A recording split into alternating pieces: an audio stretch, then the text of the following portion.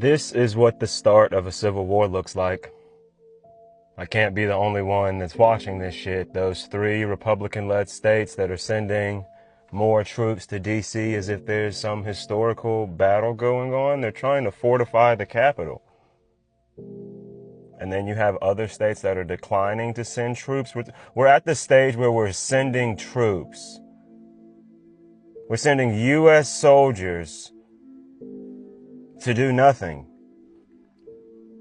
The people in D.C. are filming these National Guardsmen, whatever the fuck, just walking around. So if there was like this ginormous surge of crime that was just so uncontrollable, 24/7, they're doing an awfully lot of hanging out. You get what I'm saying?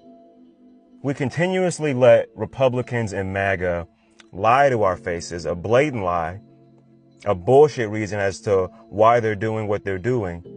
And then they do it anyway to further Project 2025 and their agenda and their federal takeover and things like that. Like they campaigned on small government. They campaigned on it. Just like they told everybody the Epstein files were on their desk. It's a tactic. It minimizes the backlash so they're able to further their agenda all the more. You know what I'm saying? It's a tactic, and they're doing it over and over and over and over again.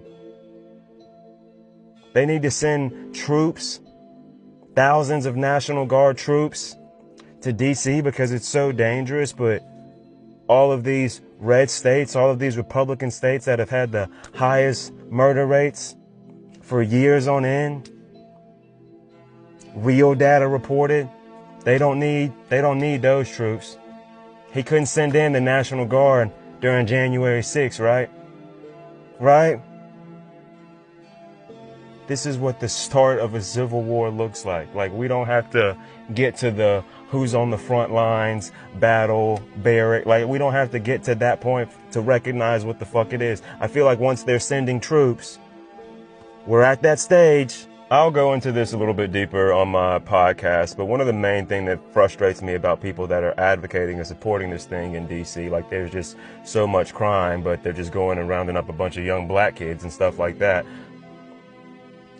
Oh God, y'all piss me off so fucking much. I said this months ago. I said once they have their engine going and they have their fill of the immigrants and they feel like they have a lock on the immigrants, who do you think is their next target, right? I called this shit months ago. So now that they passed the big, beautiful bill and they got all these white supremacists joining ICE that can wear masks and do all the bullshit they want, no questions asked, you know what I'm saying? They have their personnel and they have their money. You know what I'm saying? They say, now we got to move on to the next target. The urban communities. The crime-ridden areas. The young thugs. And then you look at the skin color of the people they go and arrest. I called this shit months ago. An ethnic cleansing. It doesn't have to be to the level of Gaza for you to be concerned. And yes, I'm on that free Palestine shit since I brought it up. They're doing it in your faces. You get what I'm saying? They are aware that this is a different breed of niggas. That's why they ain't come out and just full-fledged said what the fuck it is. That's why they trying to code word it and say urban communities, high crime areas, shit like that. You know what I'm saying? Because they know what the fuck it is if they come out and say, oh, these black people are out of control. We got to do something about them. It's going to be a hell. You thought that George Floyd bullshit started something. You know what I'm saying? So they slow walk it. They lie to you on the surface so the backlash is minimized. And then they further their agenda anyway.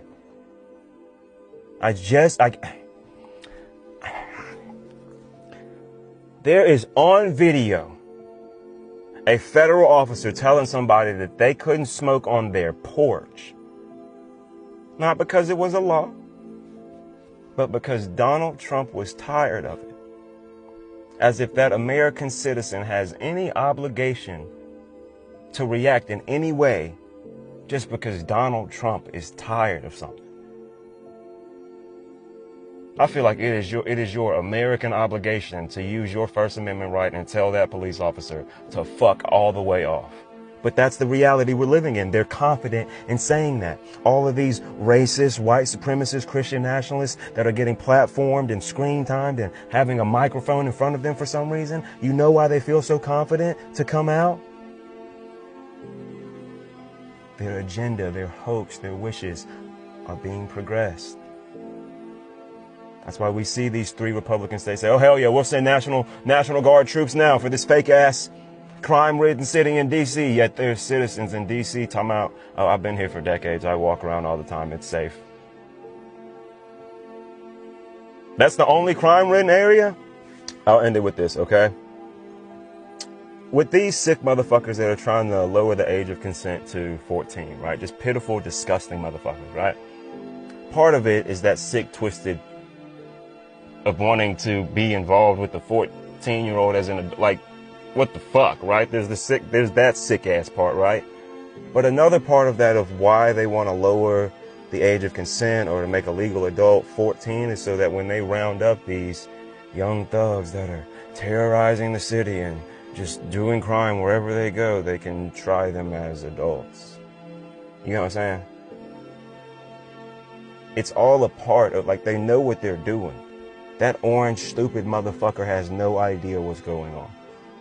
The Stephen Millers, the Peter Thiels, you know what I'm saying? All throughout his fucking administration. Knowing that this old, senile motherfucker is just going to let them forward their fucked up agenda, full steam ahead, and they're taking full advantage of it. We can lie and tell the country that we're only going to go after the violent gang members from Venezuela that are illegally in this country doing the worst of the worst crimes. Fast forward, you got ICE agents going into people at their court dates because they're here legally. Legal citizenship. Literally just running up to people that look like they're from South America, that look Latino. Straight up profiling. Legal or not, right? It started with the lie. Now we're here. Real life Nazis, you know what I'm saying? Now they have an engine to further that bullshit. Now they're coming with these crime-filled urban communities. We have to fortify our cities. All these liberal cities across the nation have just let the crime get out of hand. We have to send the National Guard troops and get this back on track. Them red states don't need no troops? Okay. All right, this is the start of the second Civil War. I just hope we all understand that.